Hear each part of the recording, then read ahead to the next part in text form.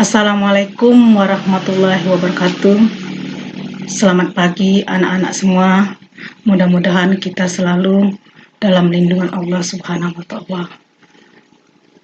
Pada kesempatan kali ini, Ibu selalu mengajak anak-anak sekalian berdoa agar supaya kita selalu diberikan kesehatan sehingga proses pembelajaran kita hari ini dapat berlangsung dengan baik walaupun dalam kondisi pandemi.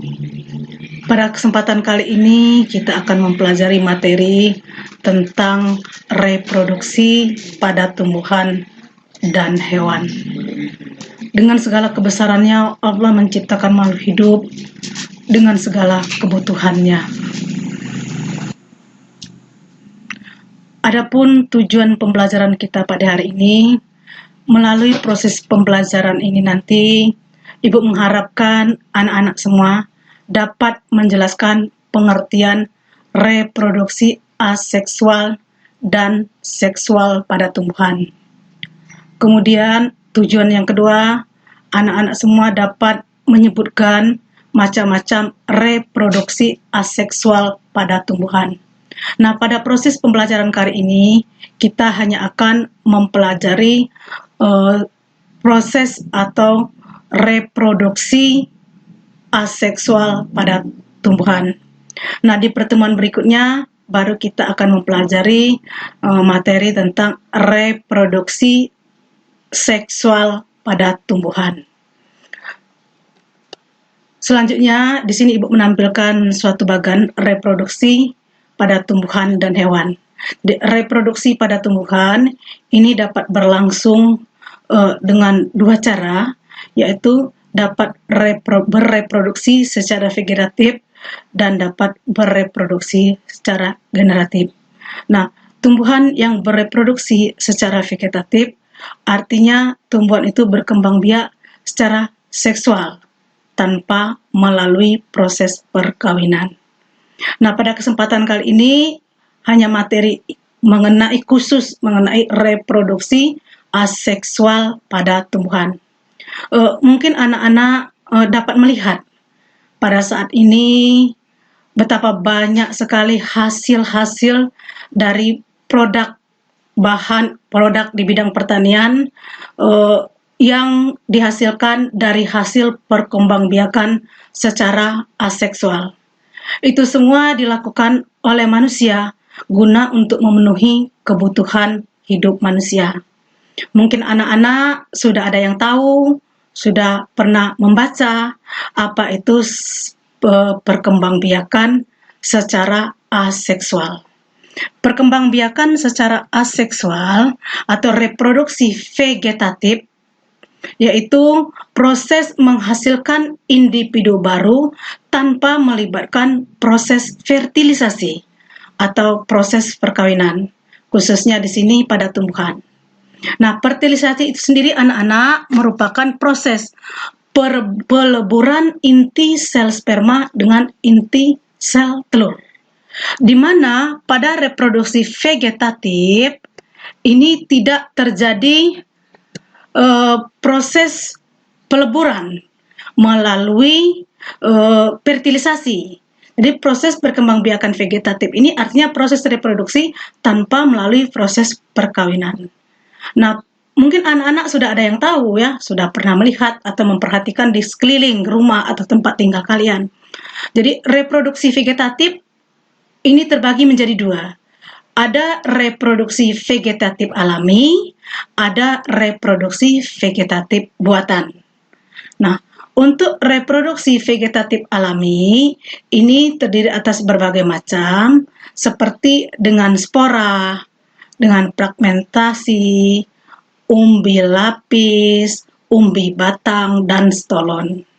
Sedangkan reproduksi atau perkembangbiakan vegetatif buatan ini dapat berlangsung, dapat dilakukan dengan cara stek, mencangkok, menyambung, dan menempel. Selanjutnya, kita akan melihat reproduksi vegetatif alami. Nah, salah satu contohnya reproduksi vegetatif alami dengan spora. Reproduksi dengan spora ini biasanya terjadi pada tumbuhan lumut dan tumbuhan paku. Spora pada tumbuhan lumut dibentuk oleh generasi sporofitnya, yaitu di dalam sporangium atau kotak spora. Nah, spora tumbuhan paku dihasilkan oleh daun fertil atau sporofil pada permukaan bawah daun fertil sporofil atau di tepi-tepi daun. Anak-anak sekalian dapat memperhatikan di sekeliling rumah kalian atau di sekeliling tempat tinggal kalian. Kalau kalian ketemu dengan tumbuhan paku, kalian dapat melihat di mana letak spora tersebut. Spora itu terletak di bawah dari daun. Di sana akan nampak adanya kotak spora, adanya spora, ya. Kemudian yang berikutnya, reproduksi vegetatif alami dengan cara fragmentasi. Sebenarnya reproduksi secara fragmentasi atau vegetatif alami ini tidak hanya terjadi pada tumbuh-tumbuhan, ada juga terjadi pada hewan. Nah, khusus di sini kita akan mempelajari proses fragmentasi yang terjadi pada tumbuhan. Nah, fragmentasi adalah perkembangbiakan dengan cara memisahkan diri dari koloni induknya dan tumbuhan menjadi individu baru. Nah, anak-anak, di sini kalian dapat melihat contohnya proses fragmentasi terjadi pada ganggang hijau yang berbentuk filamen, misalnya Hydrodictyn sp. Itu salah satu contohnya, ya.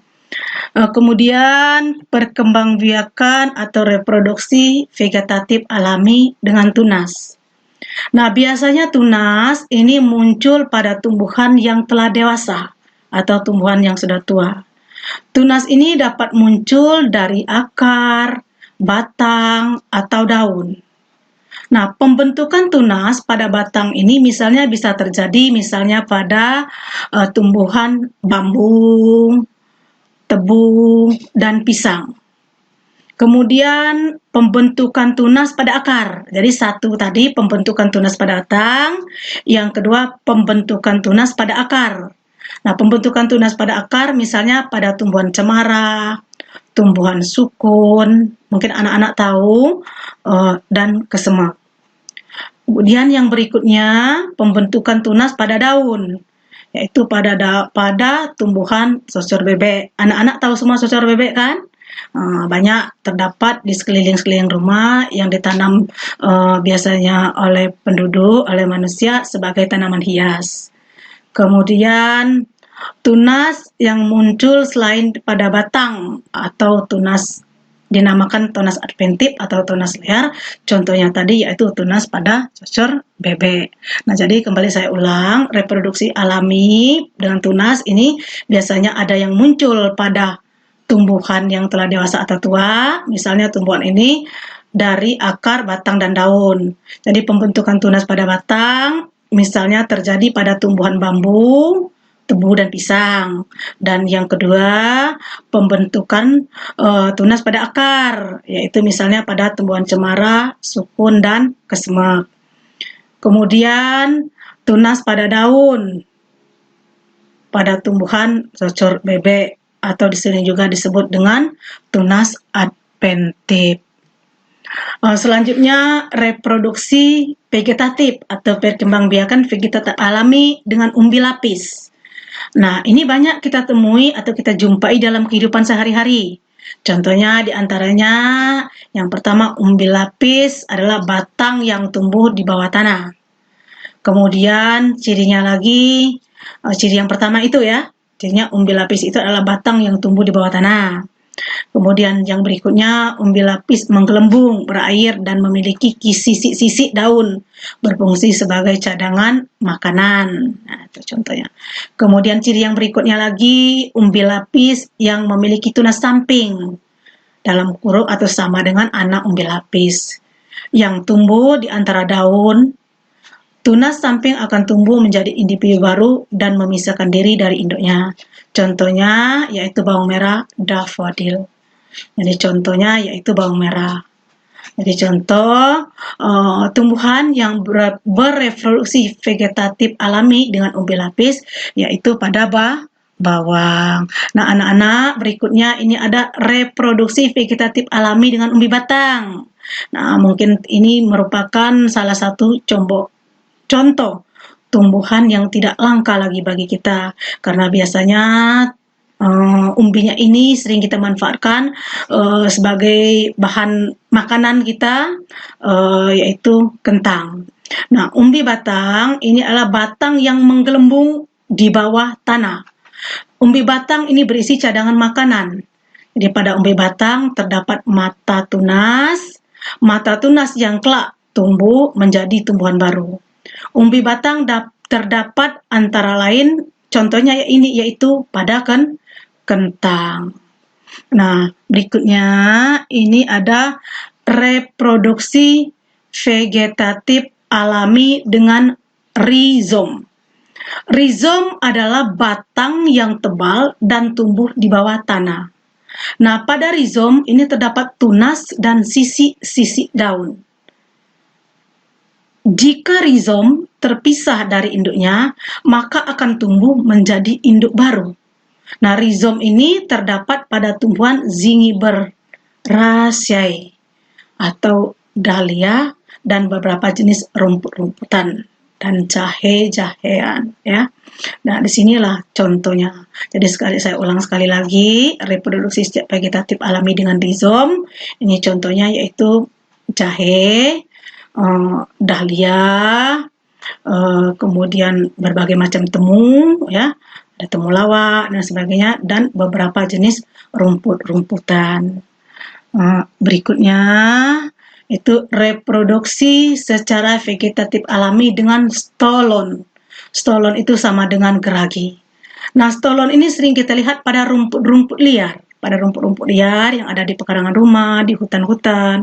Ini stolon merupakan batang yang menjalar di atas permukaan tanah atau di bawah tanah. Panjang stolon ini biasanya bisa bermeter-meter, ya.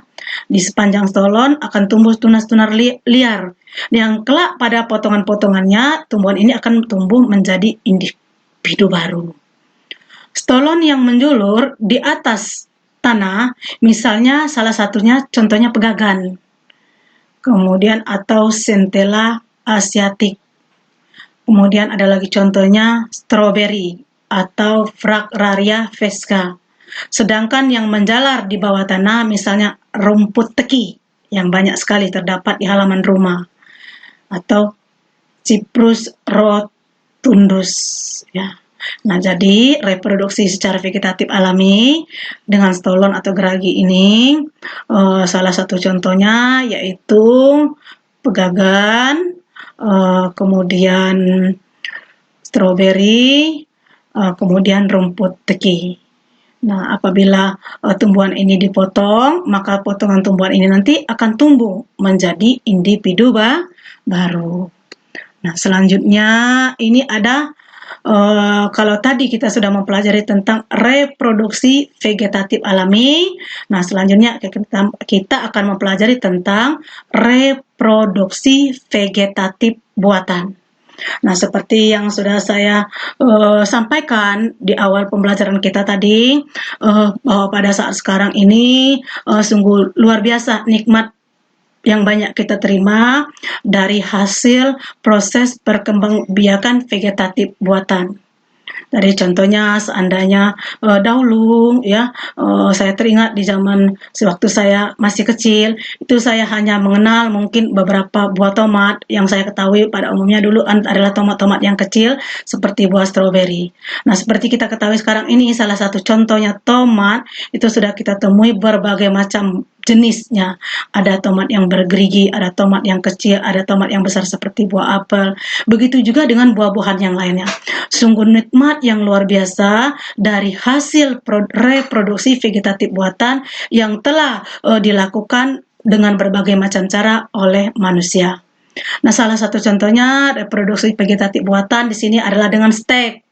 Stek adalah cara perkembangbiakan dengan menggunakan potongan-potongan batang atau cabang, terutama pada daerah yang berbuku-buku. Misalnya tanaman Hibiscus thaliaceus atau waru, atau Saccharum officinarum atau tebu. Kemudian stek bisa dilakukan pada batang, akar, dan daun. Contoh lainnya mawar dan singkong. Ya. Nah, kemudian yang berikutnya reproduksi vegetatif buatan, yaitu dengan cara mencangkok. Nah, dengan cara mencangkok, mungkin kalian semua sering melihat ya, bahkan mungkin ada yang sudah pernah mencoba bagaimana cara mencangkok. Nah, mencangkok ini adalah cara perkembangbiakan dengan membuang sebagian kulit dan kambium secara melingkar pada cabang batang, lalu ditutup dengan tanah, kemudian dibungkus dengan pembalut sabut atau plastik. Setelah akar tumbuh, batang dipotong, kemudian ditanam. Cangkokan dapat dilakukan pada tumbuhan yang tergolong dikotil atau tumbuhan-tumbuhan yang berkeping dua. Nah, guna pembuangan pengupasan pada lingkar cabang ini adalah untuk melepas kambium. Dengan terlepasnya kambium tersebut akan memutuskan hubungan antara pohon yang akan kita cangkok, bagian yang kita cangkok, dengan pohon induknya. Sehingga dengan kita kasih media, nanti tumbuhan tersebut akan mengambil makanan dari media yang kita buat, yang kita siapkan. Sehingga nanti tumbuhan ini bisa disiapkan untuk menjadi tumbuhan baru dengan hasil yang sama seperti induknya. Ya. Jadi contohnya misalnya yang bisa dicangkok ini adalah pohon jambu, mangga, nangka, durian, dan masih banyak yang lainnya. Nah, selanjutnya kita akan melihat reproduksi vegetatif buatan dengan cara mengenten. Mengenten adalah menyambung dua jenis tumbuhan yang berbeda. Mula-mula biji tumbuhan disemaikan, setelah tumbuh besar yang diinginkan lalu dipotong, disambung dengan potongan cabang ranting jenis tumbuhan lain yang kualitasnya lebih baik dan diameter batangnya yang berukuran lebih sama. Lalu dibalut, diikat dengan kuat. Contohnya tadi seperti yang pernah Ibu sebutkan tadi, tomat bisa, kemudian kentang, tomat dienten dengan kentang, tomat dan terung, mangga dan kopi serta durian. Itu salah satu contoh tumbuhan yang bisa dilakukan mengenten atau menyambung dengan dua jenis tumbuhan yang berbeda, ya. Kemudian untuk reproduksi vegetatif buatan berikutnya yaitu dengan cara okulasi. Okulasi pada dasarnya sama dengan mengenten, tetapi tumbuhan yang ditaruh di atasnya hanya diambil mata tunasnya saja. Nah, kedua macam tumbuhan yang diokulasi biasanya mempunyai kelebihan-kelebihan tersendiri. Misalnya tumbuhan jeruk yang perakarannya kuat. Contohnya durian. Itu ya. Nah, jadi kedua macam tumbuhan yang diokulasi biasanya mempunyai kelebihan sendiri. Misalnya tadi seperti saya sebutkan tadi, jeruk yang perakaran yang kuat. Nah, contoh lainnya yaitu durian, ya. Kemudian reproduksi vegetatif buatan yang berikutnya yaitu dengan cara merunduk.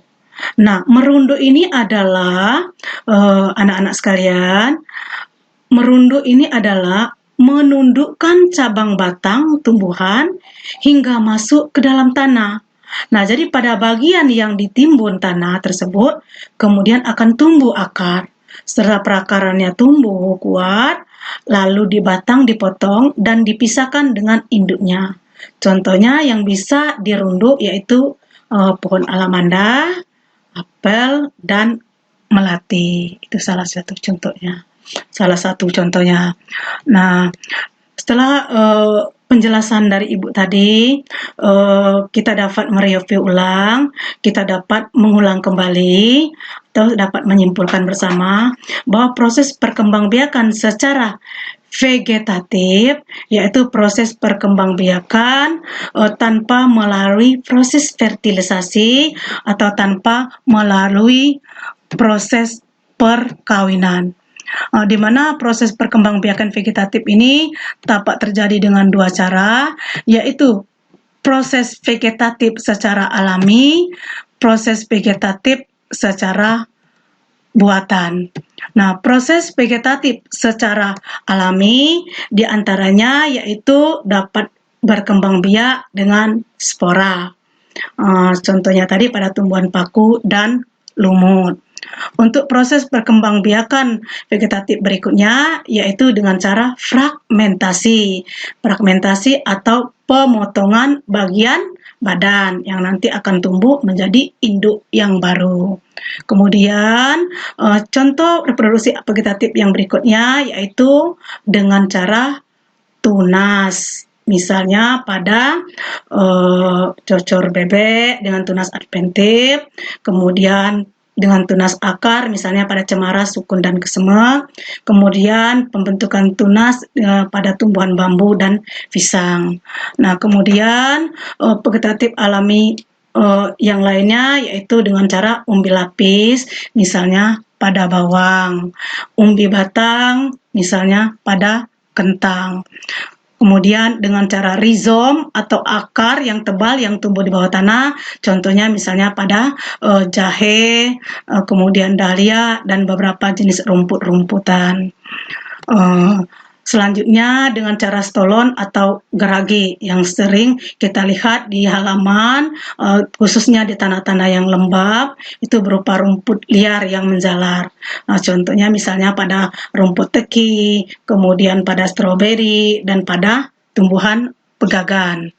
Kemudian berikutnya kita akan melihat perkembangbiakan vegetatif alami, vegetatif buatan ya. Jadi kalau tadi perkembangbiakan vegetatif alami, sekarang kita melihat kesimpulan dari proses perkembangbiakan vegetatif buatan, yaitu bisa dengan cara menstek, contohnya pada mawar dan singkong, dengan cara mencangkok, contohnya pada pohon jambu dan mangga, kemudian dengan cara mengenten, misalnya pada tomat, kentang, tomat dan terung, mangga, kopi dan durian. Kemudian dengan cara okulasi, misalnya pada tumbuhan jeruk dan durian. Kemudian dengan cara merunduk atau dengan cara menundukkan cabang batang dengan cara ditutup oleh dengan tanah, contohnya pada alamanda, apel, dan melati. Jadi hanya itu yang dapat Ibu sampaikan pada pagi hari ini. Seandainya anak-anak belum dapat memahami semua atau ada pada bagian-bagian tertentu yang belum bisa dapat dipahami, nanti anak-anak bisa menanyakan langsung dengan Ibu melalui link yang sudah kita sediakan pada grup kita, dan Ibu meminta anak-anak untuk lebih memahami kembali dengan lebih banyak lagi belajar mengulang materi di rumah. Kemudian Ibu memberikan tugas kepada kalian untuk materi ini tentang perkembangbiakan pada tumbuhan secara vegetatif. Di sini Ibu memberikan tugas mandiri di rumah. Ibu menginginkan kalian membuat salah satu contoh produk perkembangbiakan vegetatif buatan pada tumbuhan. Misalnya, kalian boleh mengenten, kalian boleh mencangkok, kalian boleh merunduk, atau kalian boleh menstek. Nah, masing-masing kalian membuat satu sampel di rumah, bisa bertanya dengan kawan-kawannya, bisa bertanya dengan orang tuanya, atau bisa bertanya langsung dengan saya melalui grup kita. Nah, nanti hasil dari yang kalian kerjakan ini bisa kita lihat bersama, bisa kita kumpulkan 3 bulan ke depan. Selanjutnya, setelah pembelajaran ini nanti Ibu akan memberikan tugas pada kalian yang nanti akan Ibu kirimkan. Begitu juga dengan kalian akan mengirimkan hasil tugas yang saya berikan ini ke link yang sudah kita miliki bersama. Selanjutnya hanya itu yang dapat Ibu sampaikan pada pagi hari ini. Mudah-mudahan apa yang Ibu sampaikan hari ini kalian dapat menerima dengan baik. Kemudian kita dapat melakukan aktivitas pembelajaran berikutnya. Demikian yang dapat Ibu sampaikan. Assalamualaikum warahmatullahi wabarakatuh. Terima kasih.